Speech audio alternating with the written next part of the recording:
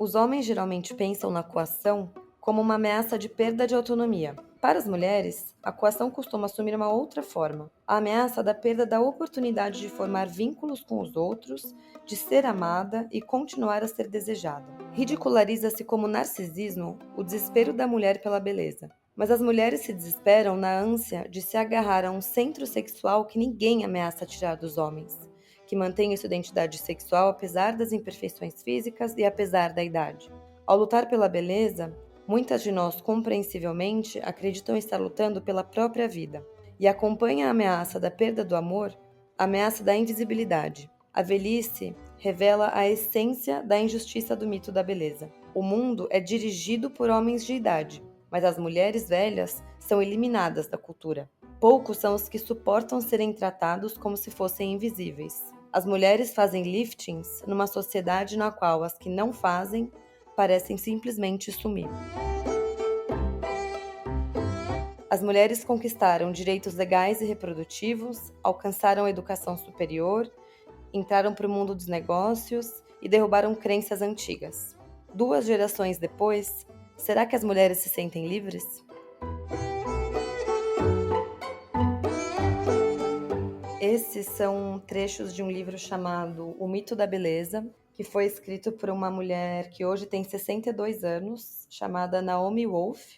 É um livro mais difícil de ler, assim, ele é mais denso, ele é um pouquinho mais longo, e desde que eu li esse livro em 2020, eu fiquei com um incômodo muito forte sobre como a preocupação com a beleza e o mito da beleza, na verdade, que é uma coisa impossível de alcançar, um padrão de beleza que inclusive muda sempre, como ele custa caro psicologicamente, financeiramente, emocionalmente e às vezes até fisicamente.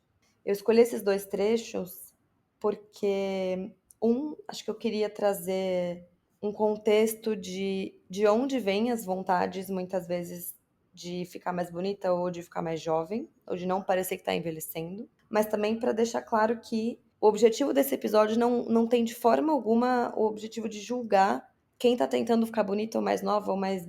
Enfim, todo mundo quer ficar bonito, não tem problema. O ponto é, para as mulheres, a beleza tem não só uma questão de sensação que tem a ver com a sua sobrevivência na sociedade, mas também a sua empregabilidade e o seu valor para as outras pessoas. O que é ainda bem diferente de como funciona o valor dos homens na sociedade.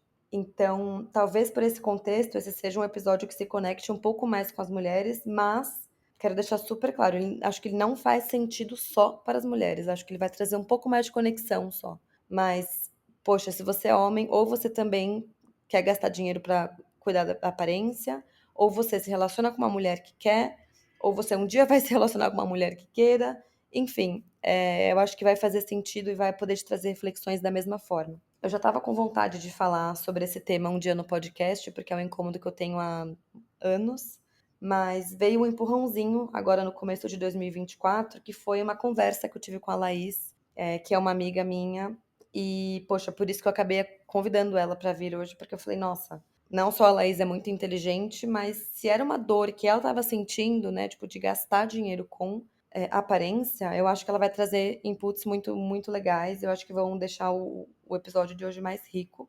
Então, esse é um episódio em que eu não vou ficar falando sozinha, eu devo falar com a Laís. E tem um depoimento no finalzinho que é de um amigo meu do trabalho, que me contou uma história bem curtinha, mas que me deixou muito marcada, assim, que me marcou muito. Que é uma história de um momento em que a esposa dele foi fazer um procedimento estético e ficaram enfiando 1001 coisas para ela fazer, como se ela tivesse vários defeitos que ela tivesse que resolver, entre aspas, né, entre muitas aspas, no rosto dela. E eu acho que simboliza muito aquela frase de quantas indústrias faliriam ou quantas empresas faliriam se a gente se amasse. Então, acho que sim, se é um assunto no qual a gente gasta dinheiro, é um assunto que toma nosso tempo mental, assim, uma preocupação real para muitas de nós, e a gente gasta dinheiro com isso, a gente tem que falar sobre isso sim, isso não é fútil de forma nenhuma. Porque tem a ver com o nosso senso de identidade, de autoestima, então, na verdade, é um assunto bem profundo. E 2, porque não são coisas baratas, são escolhas que normalmente afetam o nosso orçamento. Então, quando a gente fala que falar de dinheiro é muito mais sobre escolhas do que sobre matemática, esse é um exemplo.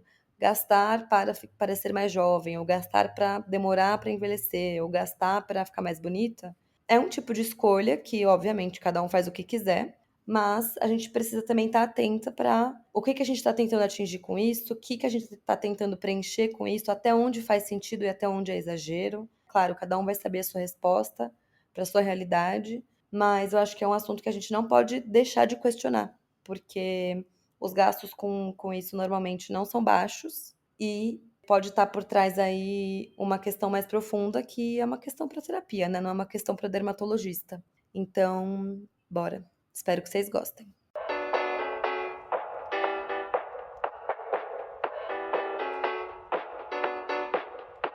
Falar sobre dinheiro é muito mais sobre as nossas escolhas do que sobre matemática. Talvez você deva falar sobre dinheiro, um podcast para quem quer alcançar a independência financeira, feito por uma carioca que já chegou lá e uma paulistana que está no caminho. Eu sou a Vitória Giroto. E eu sou a Carol Frigério. Aqui, falar de dinheiro não é tabu e a gente ama. Bora?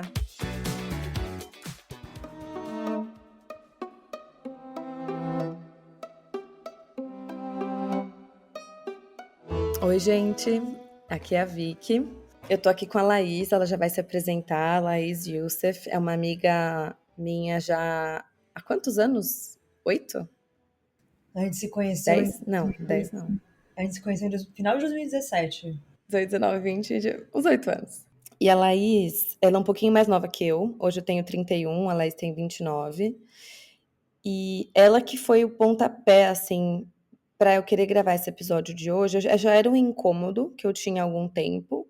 Isso de ver, até eu mesma, mas também ver amigas gastando com skincare ou gastando com produtos dermatológicos, querendo evitar o envelhecimento ou evitar coisas inevitáveis, né? Vamos dizer assim, que é a parte da reflexão que a gente vai trazer hoje. Mas, enfim, até aí, putz, acho que a gente tem o direito de querer se cuidar e tudo bem passar um creminho na cara, tá tudo certo. O problema é quando a gente começa a sentir que isso tá pesando no nosso orçamento, principalmente quando a gente pensa em procedimentos, né? Porque quando a gente tá pensando em produtos, putz, tem de R$ 100, de 200, de 300, mas aí você pensa em procedimento, a gente já tá falando de milhares, né? A gente não tá falando de centenas de reais. Então já aumenta aí o peso. Então eu já estava com essa pulga atrás da orelha há um tempo, e no comecinho desse ano, de 2024, a Laís estava participando do Clube do Livro, né, do Invista. A gente começou o clube no comecinho do ano com um encontro que não era sobre um livro específico, era sobre as participantes, né? Quem são as participantes desse ano, qual que é o momento financeiro e momento de vida de cada uma delas, qual que é o incômodo delas em relação a dinheiro naquele momento, para a gente ter uma conexão, né, maior antes de começar o clube, que iam ser vários encontros ao longo do ano. E a Laís me trouxe um comentário no dia do encontro, né, lá no grupo, que eu fiquei muito impressionada, porque não porque eu fiquei surpresa, porque acho que é algo relativamente comum, mas porque eu não esperava que isso estivesse incomodando tanto ela, a ponto dela falar, cara, esse é o meu incômodo financeiro no momento. Então, sem mais delongas, eu vou deixar ela se apresentar para vocês e ela falar para vocês qual era esse incômodo. E aí, a partir daí, a gente vai trazer algumas reflexões, até porque, se vocês não assistiram, tá super em alta agora aquele filme A Substância, que também trouxe muito para as discussões essa pauta. Tentar não envelhecer e o que a gente está querendo conquistar com isso. Mas calma, vamos lá. Quem é ela? Ai, que pergunta difícil e que já começou impactante. Bom, meu nome é Laís, como a Vicky já apresentou, tenho 29 anos, sou advogada, trabalho hoje no governo e questões financeiras sempre me acompanharam. A Vicky, até quando a gente se conheceu, eu estava passando por uma situação de, ainda na graduação, sem ganhar dinheiro, aquela ansiedade de quando eu ia conseguir ser independente, ter as minhas coisas, ter o meu espaço. E o último ano foi um ano muito importante na minha vida profissional, também na minha vida financeira, porque eu consegui sair da casa dos meus pais, assumir novos gastos. Então, ano passado foi um ano muito de colocar as coisas na ponta do lápis, executar um planejamento de muito tempo que eu tive, por uma demanda profissional mesmo, para eu ficar menos tempo no trânsito. Então, eu assumi novos gastos. E ao assumir novos gastos, e ano passado com 28 anos, muitos outros gastos também vinham em paralelo na minha cabeça, que era justamente essa questão do envelhecimento, que é o que a gente está discutindo hoje, né? Enfim, não sei se eu posso me antecipar aqui, Vicky, falar um pouco de Vai. cômodo. Nunca foi uma questão para mim o pensar em envelhecer até quando eu fiz 25 anos, no meu aniversário de 25 anos. E já foi cedo, né? Imagino. Não sei como quando as pessoas, as mulheres começam a ter esse impacto, mas foi aos 25 que eu comecei a sentir isso, porque quando eu fiz 25, no meu aniversário, foi a primeira vez que a minha avó, ao me dar parabéns pelo aniversário, ela me disse: "E eu te desejo que você encontre um homem com quem você possa casar e ter filhos logo." E ali eu senti como me bateu isso. E aí tem questões minhas, né, na fala da minha avó, mas o como me bateu foi, tá, eu acho que já se espera que eu já cruzei aqueles 25, já tô na perninha para caminhar pros 30, e é assim que as pessoas vão ver daqui em diante. E foi exatamente isso. Então, uma ansiedade da família de encontrar um parceiro para poder estabilizar, a expectativa de estabilizar, de já pensar em construir um futuro, isso e o futuro envolve uma família, aquelas que a geração dos nossos pais é aquela geração que já conquistava uma casa, né, comprava casa, um outro cenário financeiro econômico. Então comecei a sentir tudo isso, né? Aí deu os 26, 27, apareceu aquela linha de expressão na testa. Então foram coisas vindo aos poucos. E quando, aí para fechar um pouco essa introdução de raciocínio, né?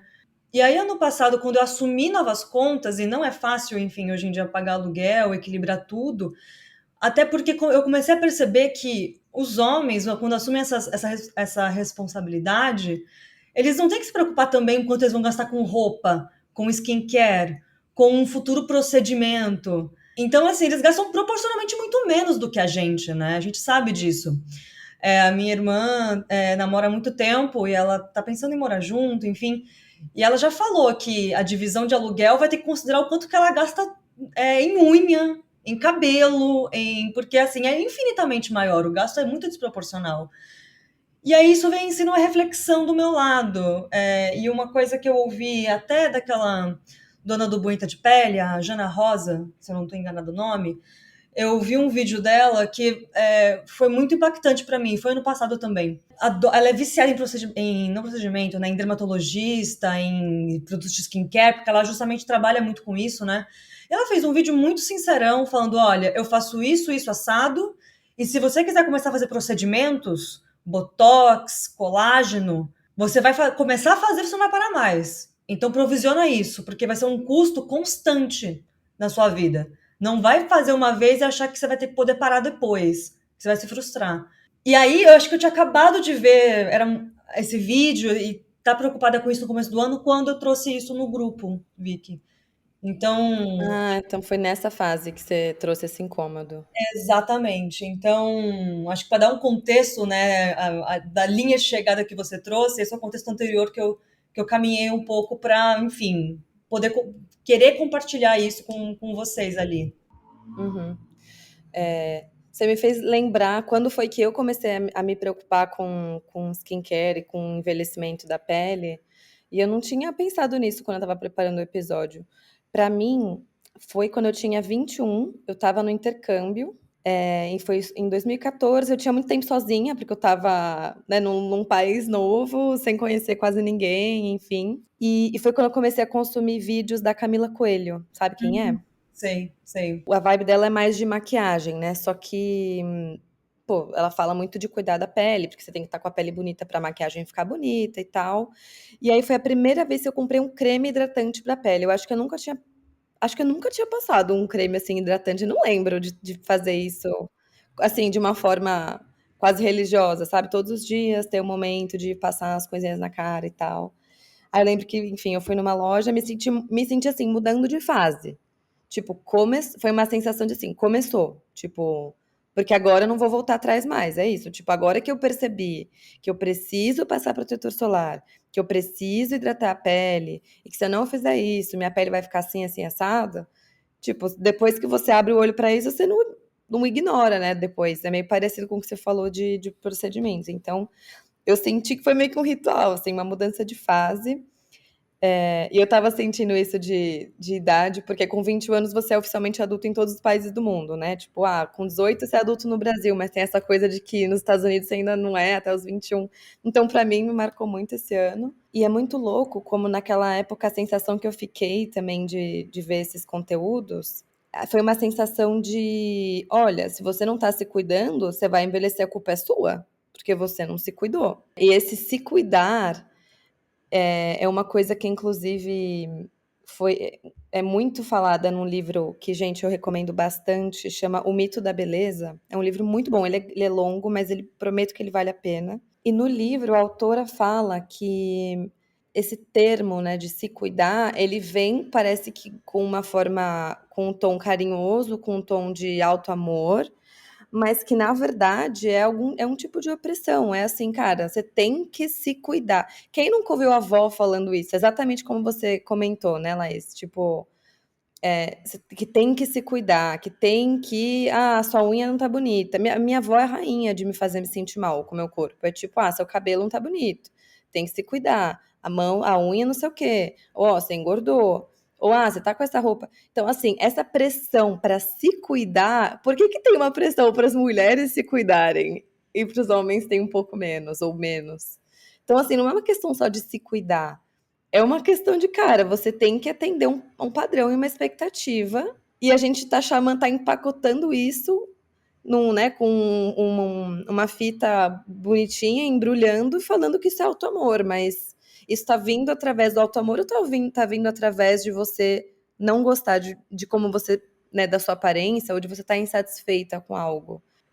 Se você não me parar, eu vou continuar, então comenta aí que depois eu vou. Não, perfeito. É porque eu estava refletindo aqui, porque justamente quando a gente fala de skincare procedimentos, a gente está falando de envelhecer. E a gente tá falando de tudo que envolve envelhecer. É a perda de colágeno, é a maquiagem para você disfarçar e realçar o olhar, para levantar, porque ele vai caindo. É a roupa adequada para você não parecer para você não parecer inadequada. O que é inadequado? O que é adequado para uma mulher? Não existe. Então, é skincare, é procedimento, são maquiagens, são roupas, é a estética do seu cabelo, dos seus acessórios, da sua unha. É literalmente um raio-x em tudo, um 360. E as pessoas, e as pessoas são muito boas de apontar as falhas dessa forma. E isso veio muito com o combo, né? Eu falei muito do ano passado para mim, que foi um momento de mudança de carreira, tudo mais. E a primeira coisa, quando eu recebi a proposta, quando eu aceitei a proposta, antes de começar no meu novo emprego, a primeira coisa que eu fiz foi cortar o cabelo, por exemplo. Não se trata aqui de envelhecer especificamente, mas se trata de parecer um pouco mais velha para poder passar mais credibilidade. O meu cabelo era, até janeiro do ano passado, ele estava no meio das minhas costas, estava super longo, e eu estava feliz com o meu cabelo. Vale dizer isso. Eu estava feliz com o meu cabelo. Mas eu olhei no espelho e falei, se eu aparecer assim, e eu trabalho numa área mais conservadora, de pessoas mais velhas, de outras gerações, eu sou nova, sou mulher. Eu pensei, ninguém vai me levar a sério. E a primeira coisa que eu fiz foi cortar meu cabelo na altura do ombro. E aí agora, vocês não estão me vendo, mas eu tenho um cabelo curto, bem curto, enfim, batido mesmo. Porque realmente foi um movimento de uma ânsia de eu quero passar credibilidade. Eu fui comprar roupas, eu peguei um dinheiro guardado meu para comprar roupas, porque eu tinha que vestir mais social, mas o que é o vestir social para uma mulher? É necessariamente blazer? Como que você se veste profissionalmente? Até tem um livro, agora eu esqueci o nome da autora, mas que fala justamente sobre isso. Ai, é o Mulher Roupa Trabalho? Isso, esse mesmo. É Esse mesmo. muito bom. Ai, eu esqueci o nome dela, mas eu vou pegar aqui. Thaís Farage. Esse livro é super bom, gente. A gente leu ele no clube ano passado. Ai, que ótimo. Então, ao invés de eu pensar não, deslocamento, não sei, coisas do gênero, a primeira coisa que eu pensei foi minha aparência. Não necessariamente parecer mais velha, mas parecer mais madura para corresponder ao que eu estava assumindo e dialogar com as pessoas que eu precisaria dialogar, né? E todo o meu currículo, não lembrei do meu currículo. Não, pelo que eu já estudei, pelo que eu já tenho de experiência, isso vai me garantir. Não vai, não iria.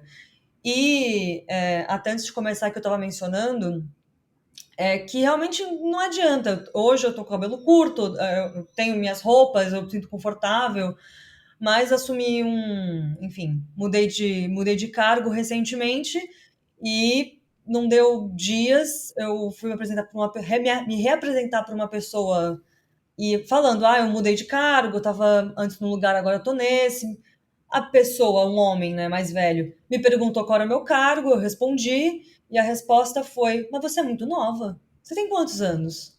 Tenho 29. Você é muito nova. E eu sei de pessoas, de homens que assumiram o meu cargo mais novos, que devem ter sido questionados, não sei dizer, mas ali eu senti que a primeira coisa que ele falou não foi: nossa, parabéns, foi: você é muito nova. Então, independente do meu currículo, coisas do gênero, do porquê, o que me levou até ali, que tem motivos. Então, é a inadequação constante da mulher, né? Nunca vai ter um espaço. E o mercado explora isso, né? Pela roupa, procedimento.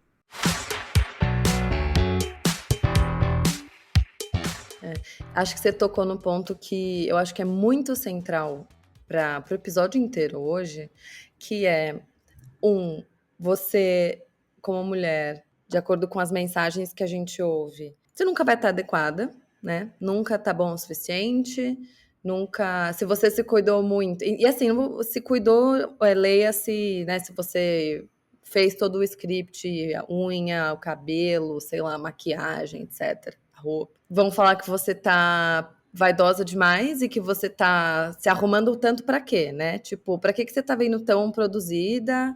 Ou não, se você é muito, né, se você tá muito bonita ou muito arrumada, você não deve ser competente, porque você é bonita. Mas se você não fez isso, você é relaxada. Então, assim, você nunca vai ser totalmente adequada.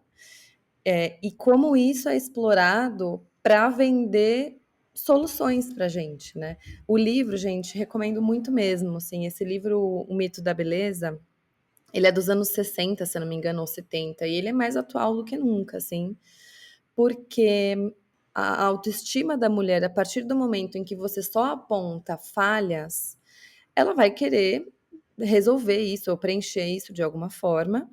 E aí, o skincare e os cuidados com a pele se tornam meio que uma nova religião, uma nova opressão para as mulheres, que é assim, você só vai.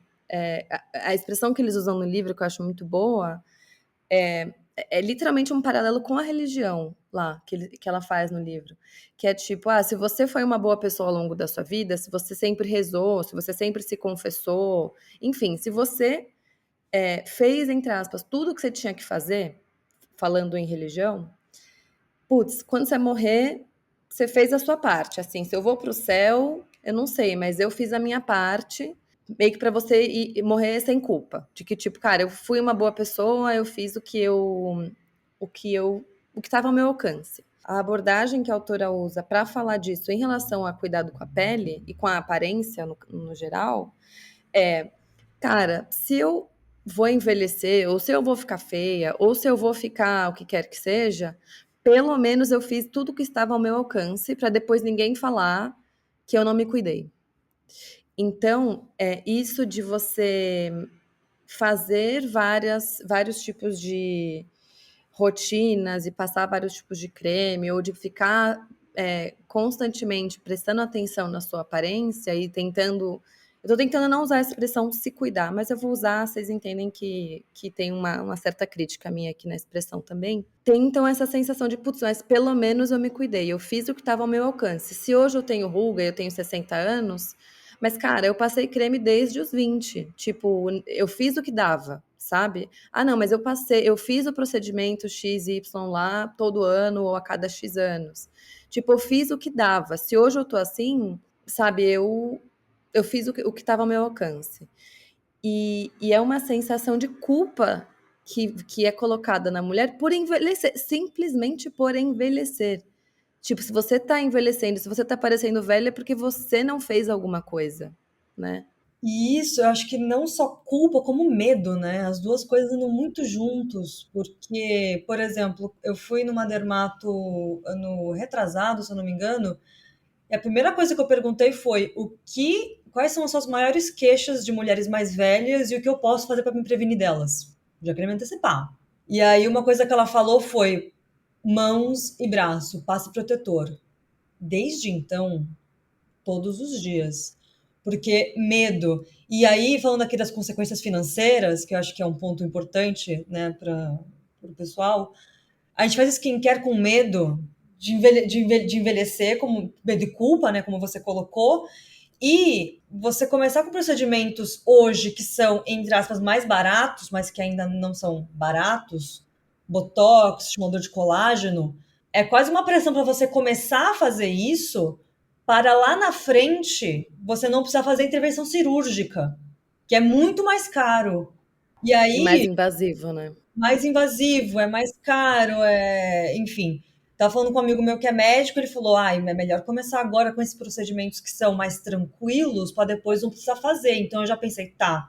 Então eu tenho que provisionar esses procedimentos constantes, mas que são justamente tem menos intervenção, né?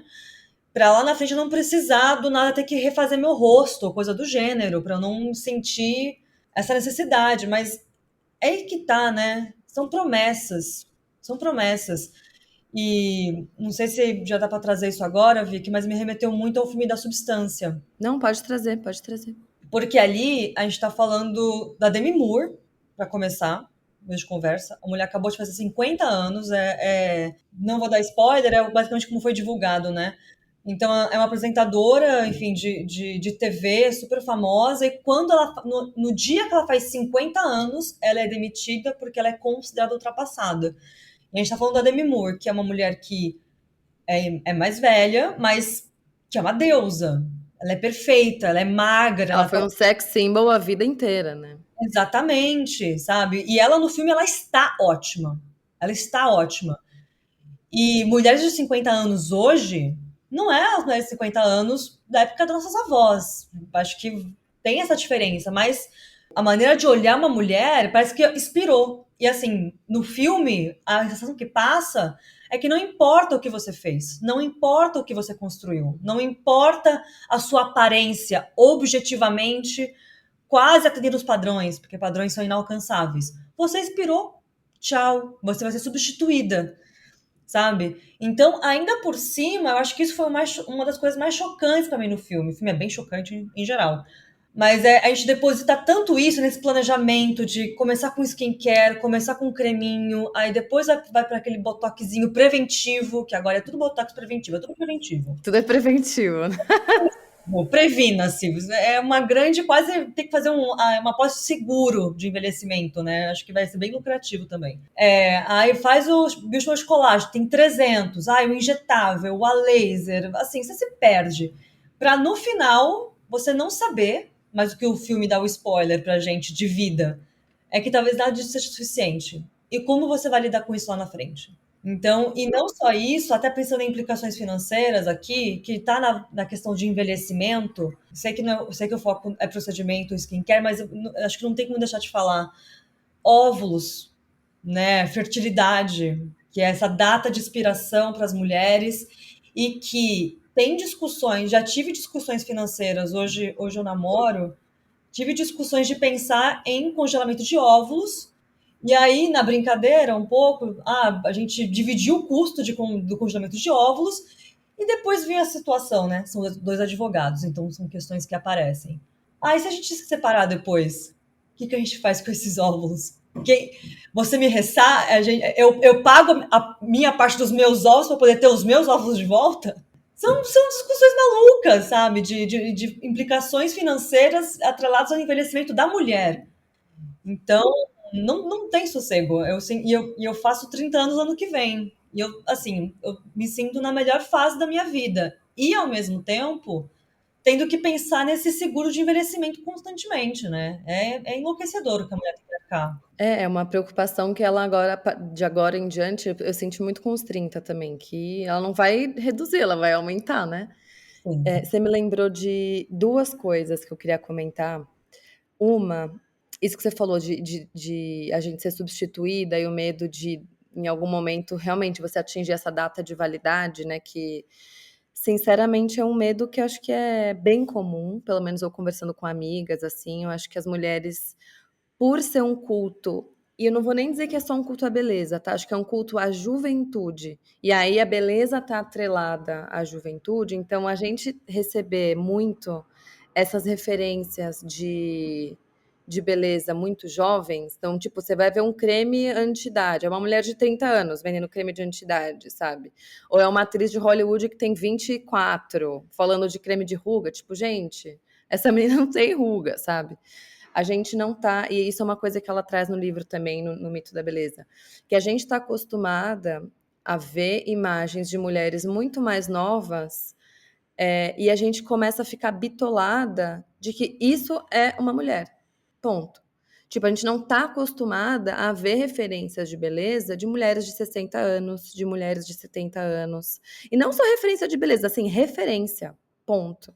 Tipo, me fala, sabe, 5 mulheres 60 a mais que você acha fodas. É difícil, assim, a menos que você esteja num ramo em que, sei lá, tem a diretora de um banco ou a presidente de uma empresa X, é difícil. Normalmente as nossas referências são mais novas, porque são as que vendem, são as que estão nas revistas, no TikTok, no Insta, etc.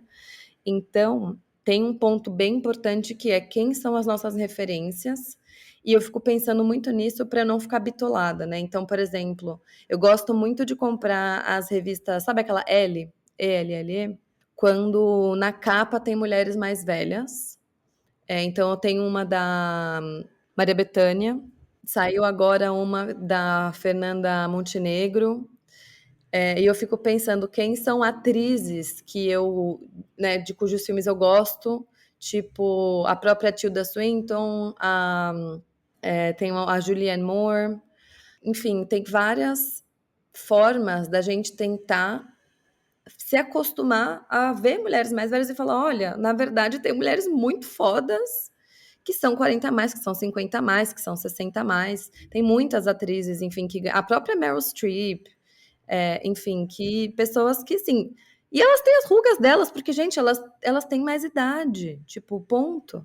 Então, isso das referências foi uma coisa que eu fiquei pensando muito quando eu li o livro, porque ela fala assim: a gente não está acostumada a ver o rosto de mulheres de 60 anos, porque, você vai ver um produto direcionado para um público mais velho, e mesmo assim, a foto, ou ela tá cheia de Photoshop, ou hoje em dia, né, não é tanto mais revista física, mas é filtro, né? Filtro no Instagram, filtro enfim, nas redes sociais. Então, gente, mesmo quando é um produto para esse público, não é o rosto desse público. E dois, parece que é uma obsessão para você não ter essa cara mesmo. Tipo, é para você tentar não envelhecer nunca. E aí vem um outro ponto que, sinceramente, me pegou muito, muito lá. Eu não sei se acho que a gente provavelmente não conversou sobre isso. Em 2020, a minha mãe teve câncer de mama.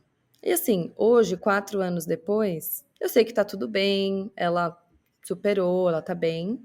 Mas, cara, antes dela operar e de a gente ter uma confirmação do médico que tinha tirado todo o câncer, antes disso, a gente não sabia. Tipo, eu e minha família, a gente não sabia o que ia acontecer. Tipo, minha mãe vai morrer? Eu fiquei com medo de perder minha mãe, assim, foi uma época horrorosa. E eu lembro que eu ficava pensando, ai, talvez eu chore, que eu ficava pensando, eu quero ver a minha mãe velhinha, eu quero ver a minha mãe de cabelo branco, eu quero viver essa fase da minha mãe. Será que eu não vou ver a minha mãe assim? E foi uma época em que eu passei a olhar para a velhice de uma outra forma, porque eu falei, gente, a outra opção para não envelhecer é morrer. Então eu prefiro envelhecer, sabe? E aí, para fechar, que eu tô me estendendo muito, tem um episódio muito bom. Você já ouviu falar num podcast que chama Vibes em Análise? Opa, Ah, é muito. muito bom, né? Adoro, até demais. Eles, eles têm um episódio, são dois psicanalistas, e eles têm um episódio que chama De Repente Velhos. E eles falam muito sobre como os millennials, né, estão passando por essa fase agora de eita, a gente é 30 a mais, eita, a gente tá chegando perto dos 40. É a geração que tem mais dinheiro que a geração Z, né, porque tá mais à frente na carreira, e que então começa a pensar mais em gastar realmente com essas coisas de procedimento ou de tentar não envelhecer e tal. E é um pouco isso de tipo, nossa, mas ontem eu tava indo embalada e enchendo a cara e hoje eu tô assim, querendo dormir cedo, fazer yoga e tô bebendo menos. Tipo, é uma geração que tá passando por isso, né? E aí o nome eu achei muito bom, De Repente Velhos. Então, porque a gente parece que pisca e já não é mais adolescente, né? Tipo, quando você tem 22, 23, você se sente adolescente. Você enche a cara e no dia seguinte você vai trabalhar de boa, né? E hoje em dia não é mais assim. E eles falam muito sobre como essa ultravalorização da juventude passa por a gente estar muito míope com as referências jovens nas redes sociais e como, na verdade, no mundo offline, o poder não está na mão dos jovens. No mundo offline, no mundo real, quem tem poder são as pessoas mais velhas. E a gente parece que esquece disso. E é importante lembrar. Você pensa quem tudo bem, tirando um exemplo ou outro do Mark Zuckerberg, etc., mas você pensa, quem tem muito poder, normalmente são pessoas 50 a 60 a mais. Quem tem muito dinheiro, quem tem muita experiência, quem tem mais sabedoria, quem é referência, quem é mais respeitado profissionalmente. Óbvio que acho que normalmente também vem uma imagem mais masculina aí, mas é importante, né, a gente lembrar que a gente vai construindo ao longo da vida, ou a gente deveria, ir construindo a cada ano uma pessoa mais interessante, uma pessoa mais sábia, uma pessoa mais inteligente. E a gente precisa valorizar isso. E não valorizar só a pessoa de 19 anos do TikTok que passou um creme falso que não funciona e que pagaram ela, sabe?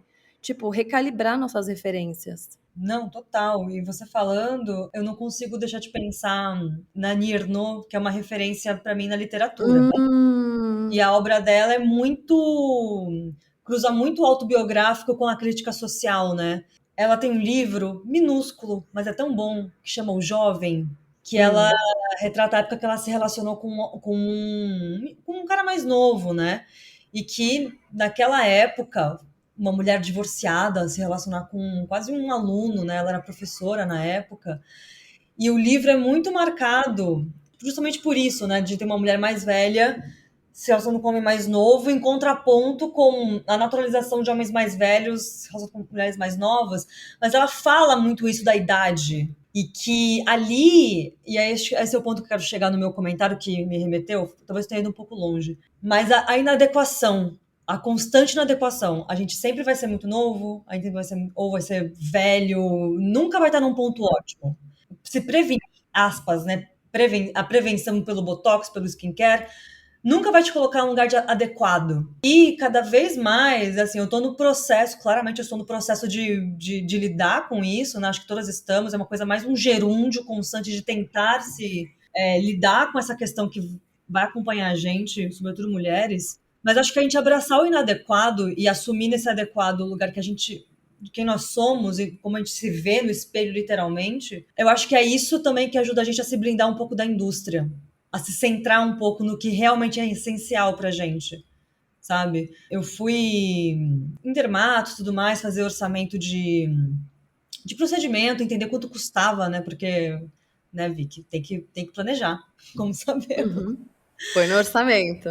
Orçamento. E aí, sei lá, eu falava um ou dois incômodos, de repente o meu orçamento envolvia 10 coisas. Como uma coisa inchava, né? Porque além de a gente não ter referências, como você colocou, de mulheres mais velhas que a gente, não que não tenha, mas a gente não é condicionado Vende menos, né? Parece.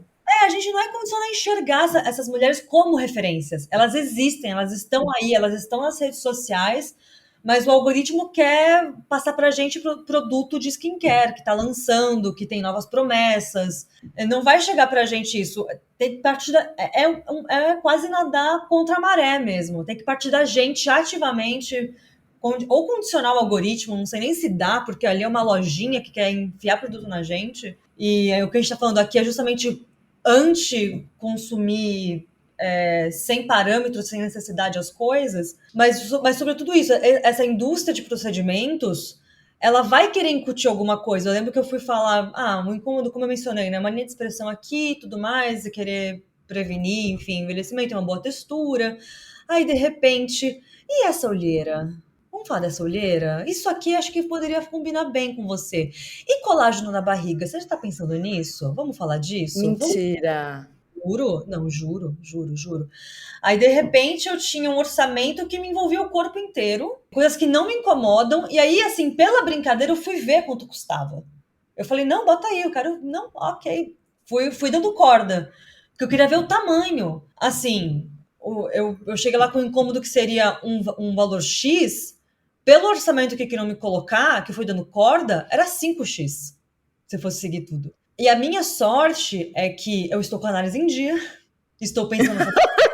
Mas se chega uma mulher ali, uma pessoa, né, completamente vulnerável, é capaz nem de desconsiderar as condições financeiras e parcelar aquilo infinitamente. Posso fazer um parênteses? Claro, por favor. Daqui a pouquinho eu vou dar play aqui num relato curto de um amigo do trabalho que um dia, assim, no almoço, assim, no escritório, ele foi puxar assunto, ele falou, ai, como é que tá o podcast? Daí eu fui falando um pouquinho, né, dos temas, tal, que eu tava gostando de fazer, e falei, em breve eu vou gravar, e aí eu falei, a gente não faz só conteúdo estritamente de finanças, né, como investir, ou enfim, onde investir, a gente fala de outros assuntos que tem a ver com dinheiro, daí eu dei o exemplo desse episódio que eu tava começando a preparar ele, mas isso foi lá, tipo, em julho, assim, tava começando a pensar em como que ia ser e que referências eu queria ler e tal, e aí eu comentei sobre isso, de gastos com skincare, nananã, aí ele, nossa, faz muito sentido, vou te contar uma história da minha esposa.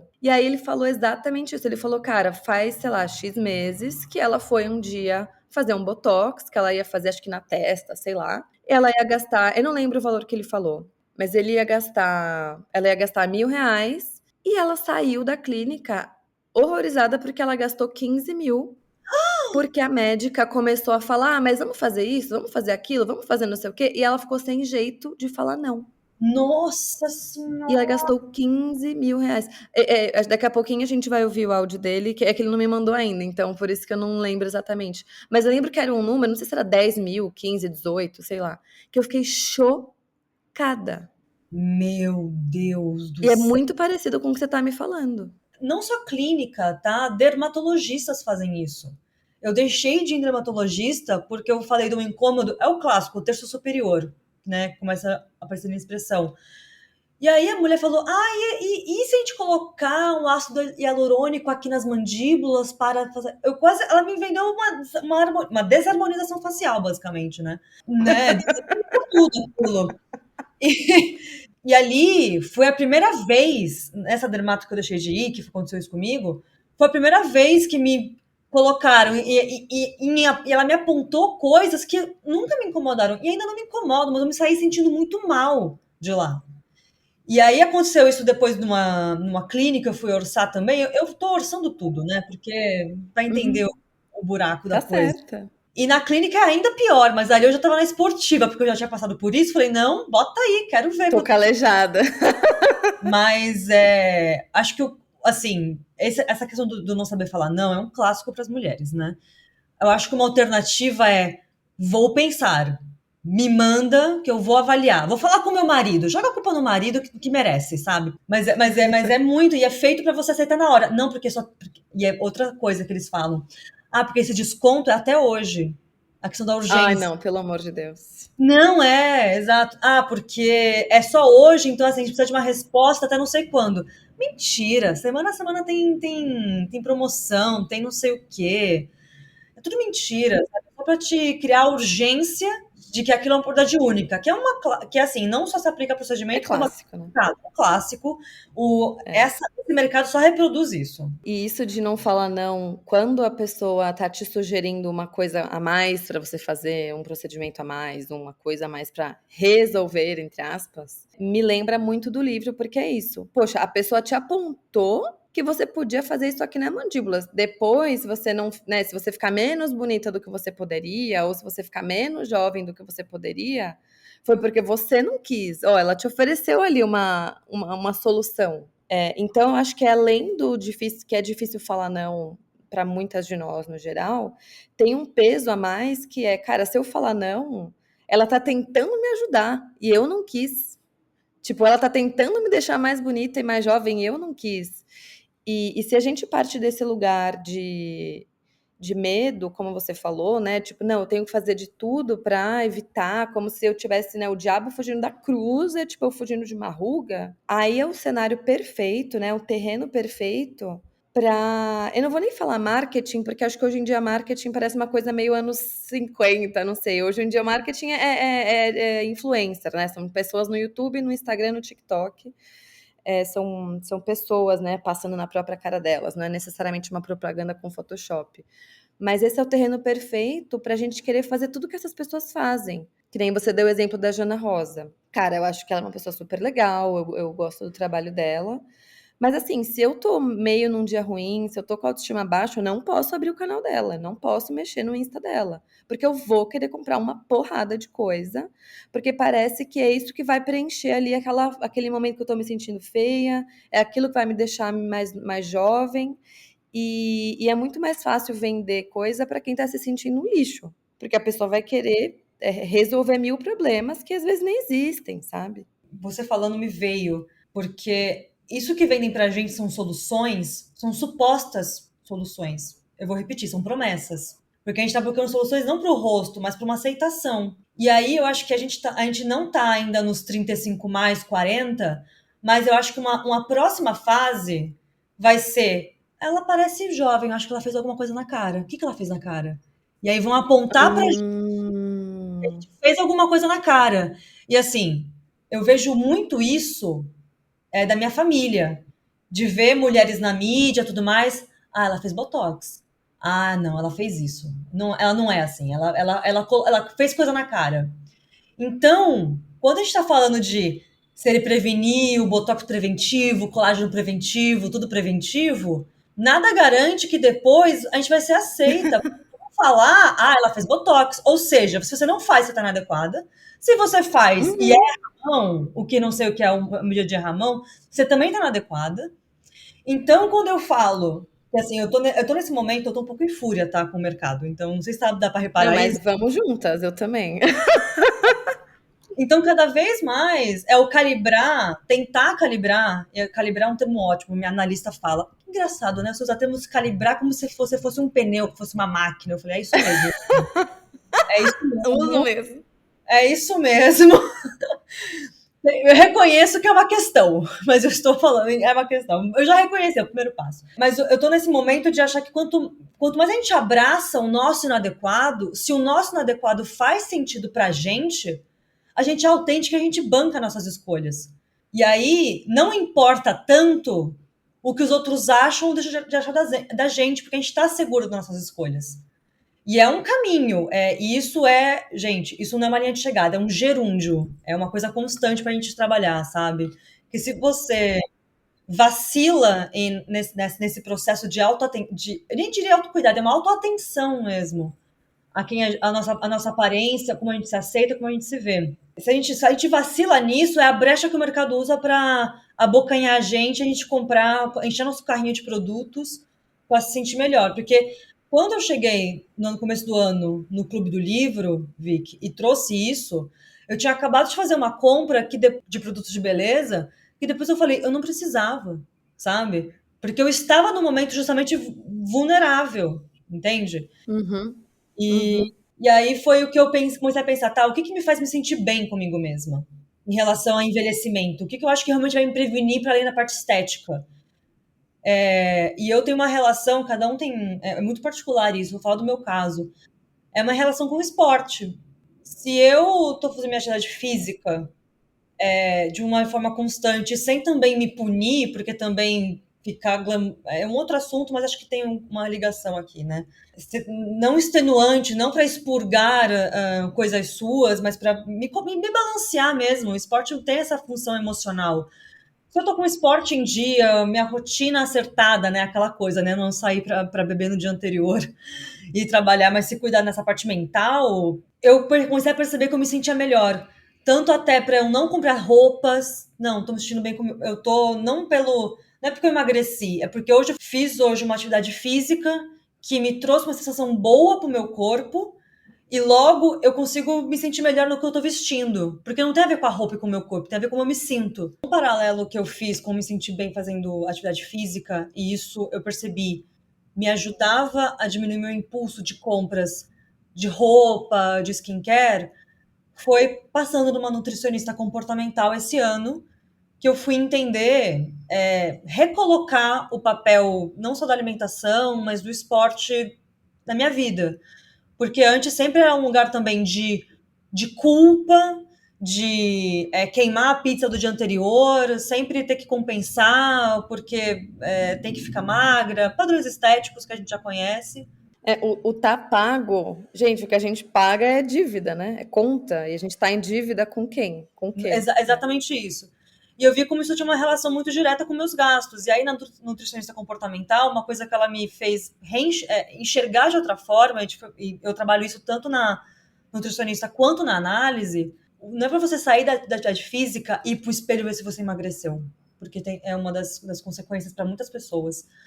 É você focar no que como você se sente depois da atividade física. Então, esse é o imediato que vale ser buscado. E se você deixou de ir, não é porque você falhou, é porque você estava cansada, é porque você está num ciclo menstrual que não te permite, que é melhor fazer um outro tipo de atividade, não é para expurgar. E isso, enfim, vendo porque tudo está interligado, né? Eu recalibrando minha rotina matinal, atividade física, para quem é possível, minha alimentação, para uma coisa que não me faça passar fome. Então, me tratando com mais carinho nessas partes, eu percebi que eu consegui ficar bem menos suscetível a essas compras impulsivas. Não é que não aconteça, tá? Não tô colocando aqui num pedestal, porque é o gerúndio que a gente tá trabalhando. Mas melhorou muito do ano passado para cá, nos últimos anos para cá, tendo, a partir do meu comportamento, né? Tendo encaixado melhor atividade física, alimentação, e enfim. E isso acho que pro longo prazo, acho que isso é o que leva a gente pro longo prazo a se blindar mesmo dessas críticas, porque é uma coisa mais dentro, é de dentro. O que o mercado te oferece são promessas, não são soluções. Uhum. E eu acho que dentro desse assunto promessas tem o fato de que muitos produtos não funcionam, né? Tipo, a gente às vezes passa um creme querendo um resultado que aquele creme não consegue entregar. Tem coisas que são mais profundas na nossa pele e você tá só atendendo a um marketing uma venda enganosa, né? Uma propaganda enganosa. E, então, assim, tem promessas tanto no aspecto de, cara, muitas vezes esses produtos não vão fazer o que você está querendo que eles façam, e tem promessas no sentido que acho que é mais profundo, que é isso que você falou lá, de, cara, você não vai atingir a data de validade se você fizer isso, isso, isso, isso e isso. Só que, cara, pode ser que não, aí entra de novo o filme da substância, né? Falando em data de validade, eu queria muito relembrar duas atrizes. Eu gosto muito de cinema, eu gosto muito de, enfim, ficar fuçando vida de atriz e ver. Enfim, eu gosto muito desse assunto. E eu queria falar de duas atrizes. Uma, você assistiu. Ela fez dois filmes muito que foram grandes recentemente. Aquele Três Anúncios para um Crime e Nomadland. O Nomadland ganhou Oscar em 2000 e, sei lá, faz uns 2 anos, eu acho. E a atriz principal, ela chama Frances McDormand, e ela, que é isso, eu tô sempre buscando referências de mulheres mais velhas, né? E não só a mulher que é super linda, gata e gostosa de 25 anos. E a Frances, ela tem mais de 60, se eu não me engano, deixa eu ver aqui, tem 67. Então, comecei a ver mais entrevistas dela, comecei a querer criar mais intimidade com referências mais velhas. Então, isso foi uma coisa que me marcou, porque ela ganhou um Oscar recentemente. E a outra que me marcou muito, que também ganhou Oscar recentemente, você assistiu tudo em todo lugar ao mesmo tempo? Sim, que filme. Pois é, e é um filme que é protagonizado por duas mulheres mais velhas, né? Tem tanto a Jamie Lee Curtis e a Michelle, eu não sei como fala o sobrenome dela, Yeoh, sei lá. Ela é da Malásia, então ela tem um sobrenome que é mais difícil para eu falar. E ela ganhou o Oscar de melhor atriz e foi acho que ano passado, faz pouco tempo. E, gente, eu fiquei toda arrepiada no discurso dela quando ela recebeu o Oscar. Lá, ela falou. Eu tava até procurando aqui enquanto a gente falava se eu achava o discurso dela. Primeiro que ela falou: eu dedico isso à minha mãe, ela tem 84 anos, sem ela, eu não estaria aqui. Então, a referência dela é uma pessoa de 84 anos, mas mais do que isso, ela falou, ela levantou o Oscar assim no final, quando ela estava saindo do palco, e ela falou, obrigada por me enxergarem. Ela falou, thank you for seeing me. E falou, então, mulher, isso, para mim, isso já era um soco na cara. Mas depois ela falou, mulheres, quando te falarem que aos 40 vocês expiraram, não acredite neles. E aí eu fui ver aqui a idade dela, ela tem 62, se não me engano, deixa eu olhar aqui de novo. A Michelle Yeoh tem 62, exato, ela é de 1962. Então, quando ela fala, eu tô até arrepiada de falar. Quando ela falou, quando disserem que vocês passaram, ela falou quando você passou do seu prime, né, do seu ápice. Quando falarem que vocês passaram do seu ápice, não acredite neles, né? Tipo, quando você sentir que agora daqui pra frente eu já passei do prazo de validade, eu já expirei. Tipo, a gente não é um produto, né? Um negócio enlatado que passa da validade, apesar de levarem a gente a acreditar isso. A gente tem que fazer um esforço proativo e contínuo para lembrar que não é assim que funciona. Quanto mais mulheres a gente vir, na verdade, em cargos de poder e como referência, e quanto mais a gente enxergar, eu acho que essa palavra que ela usou foi muito boa. Quanto mais a gente enxergar as mulheres, né, acima de 40, acima de 50, acima de 60, eu acho que a gente vai se surpreender muito, porque tem tantas mulheres que, assim, elas são tão fodas quanto os homens mais velhos, sabe? Elas têm experiência, elas têm uma carreira, elas têm sabedoria, elas têm, assim, um conhecimento que a gente ainda não tem. E a gente, às vezes, está jogando... Às vezes não, a gente, com frequência, está jogando fora a oportunidade de aprender com elas e de, sinceramente, da gente se fortalecer com elas, porque elas têm ruga. Ponto. Tipo, gente, quão cruel é isso? Sabe, quão cruel é isso?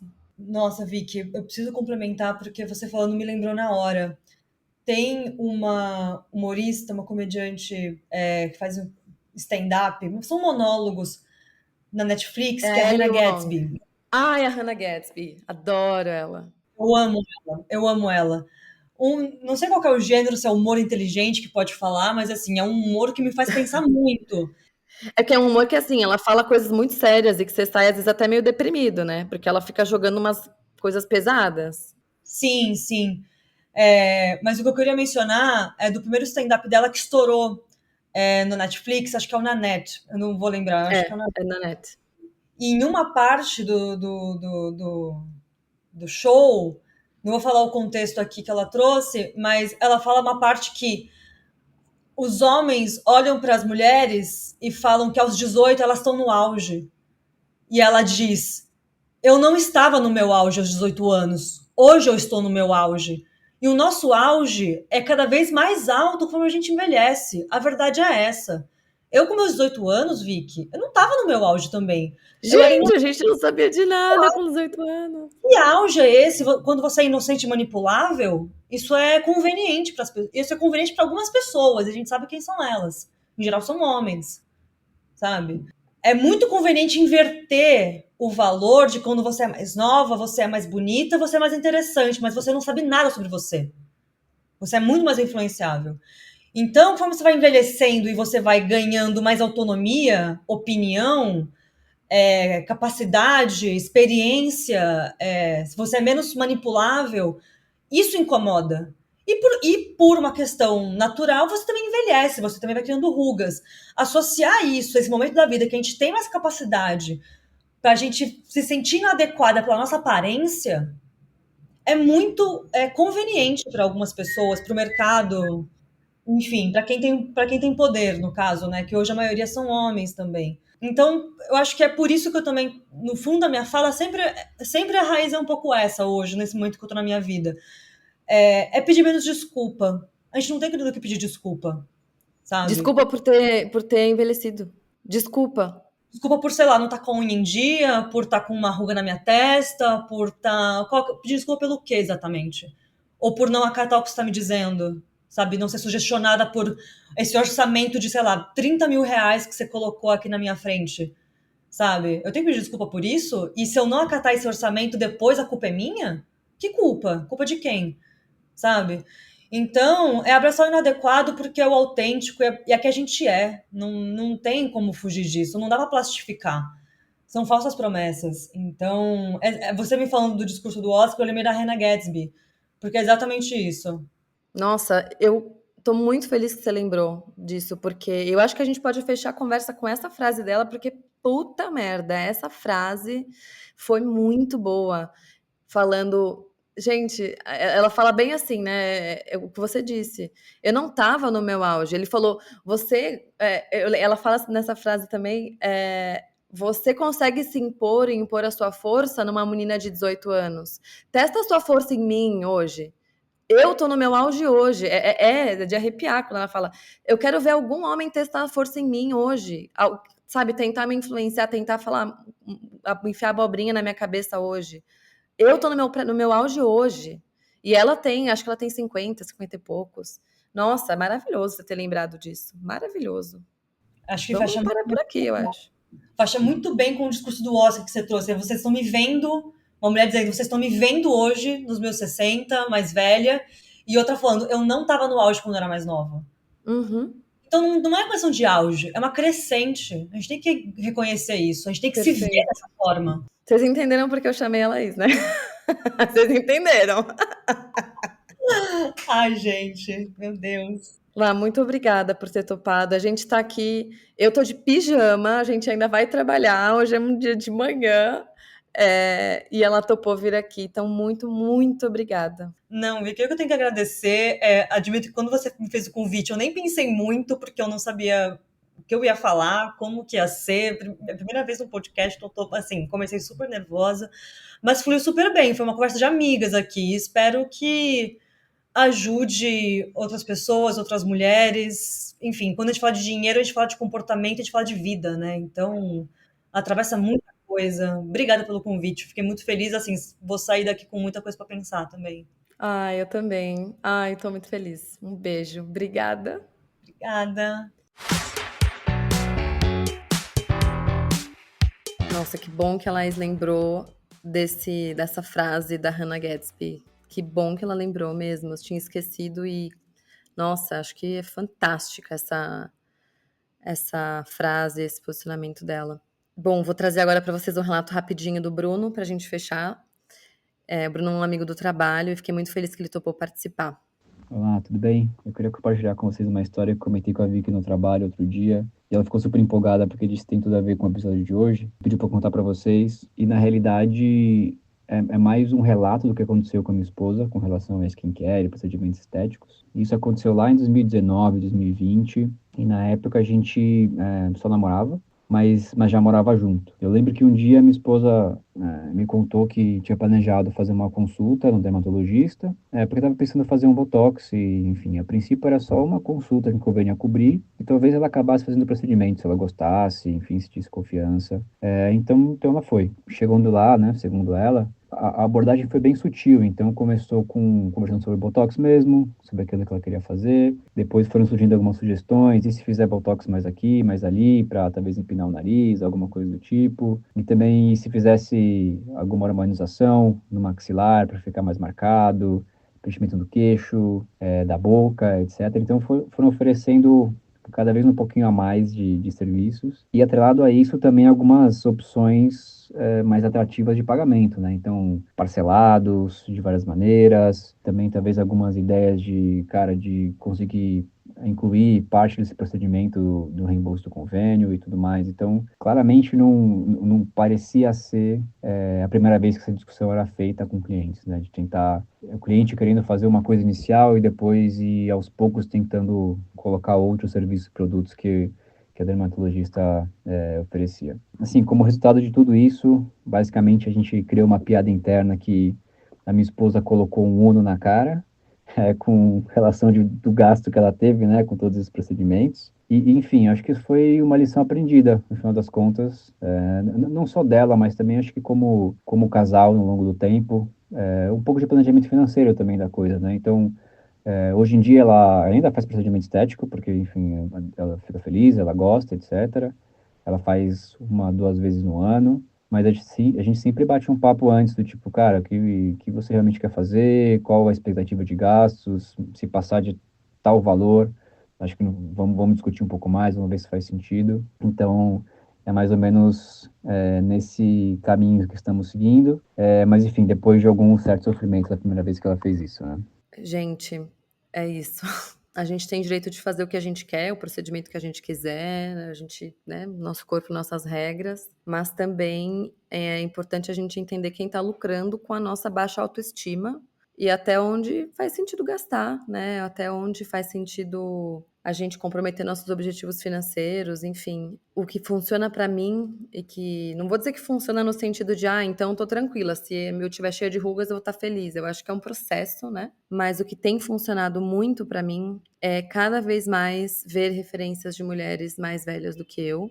E não só ver referências de ver foto e de ver filmes e atrizes e tal, mas ouvi-las também e entender que, cara, invariavelmente, se essas pessoas viveram mais tempo e se elas estavam atentas e questionando e estudando e pensando e produzindo, elas se tornaram pessoas, né, se tornaram mulheres muito mais interessantes hoje com 60 anos, com 50, com 70, do que elas eram com 20 anos. Eu acho que o ponto da Laís é perfeito, de que a gente às vezes é levado a acreditar que o nosso auge era quando a gente tinha 20 anos, porque a nossa pele estava esticada. Mas, gente, com 20 anos, a gente não tem uma fração da experiência, da inteligência e da, sabe, autenticidade e confiança que a gente tem hoje, muitos anos depois. Isso que tenho 30 anos, eu já sinto 31 anos e já sinto isso. Imagina quando eu tiver 50 anos.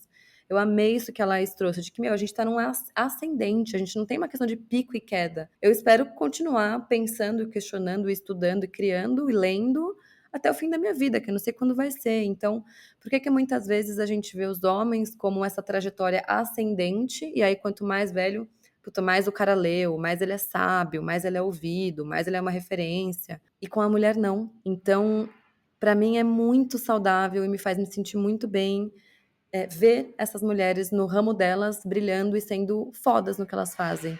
Essa semana, por exemplo, fui numa apresentação da Vera Iaconelli, que é uma psicanalista aqui de São Paulo. Foi o lançamento do livro dela e teve uma palestra. E eu fiquei fascinada muito mais por vê-la e ouvi-la falar do que pelo livro em si. O livro é ótimo, mas eu fiquei mais feliz de estar lá por vê-la do que pelo livro, não, porque eu achei o livro bom e tal. Não, eu fiquei feliz de vê-la sendo ela. Sabe? Ter referência de uma mulher de cabelo branco falando e eu pensando, caraca, eu quero chegar nesse ponto na minha vida. Eu quero ser ouvida também, eu quero conquistar um lugar profissional assim, sabe? Então é muito legal ver mulheres sendo muito boas no que elas fazem e já sendo ou uma mulher com cabelo branco, ou sendo uma mulher da idade das nossas mães, sabe? Ou, enfim, tendo rugas e sendo uma pessoa mais velha, sabe? Normalizar isso. E não só normalizar, mas ter essas pessoas como referência. Eu acho que não dá pra gente mudar o mundo sozinhas, mas dá pra gente ir mudando como a gente se vê e como a gente vê as outras mulheres, porque assim acho que a gente vai, aos poucos, fazendo exatamente isso que a Laís comentou, assim, de parando de pedir desculpa por envelhecer, por ser quem a gente é, por ser do nosso jeito. E assim eu acho que a gente vai ficando menos noiada em querer atingir algo que não é atingível e que é muito caro, financeiramente e emocionalmente. Então, acho que por mais que a gente queira fazer talvez um procedimento ou outro, queira passar um hidratante na pele, um protetor solar, tá tudo certo, mas talvez aquele dinheiro excessivo que iria para um lugar mal gasto, para um produto que não funciona ou para uma promessa milagrosa, melhor a gente gastar esse dinheiro na terapia. Tem uma frase que eu amo que é: quantas indústrias faliriam se a gente aprendesse a se amar? E eu acho que é isso. Tem muita gente lucrando com uma autoestima baixa, que não é culpa nossa, acho que é uma questão estrutural, mas aos pouquinhos, com essas referências e falando sobre isso, a gente consegue ir desconstruindo em prol da nossa independência financeira e emocional também. Um beijo, até daqui a 2 semanas.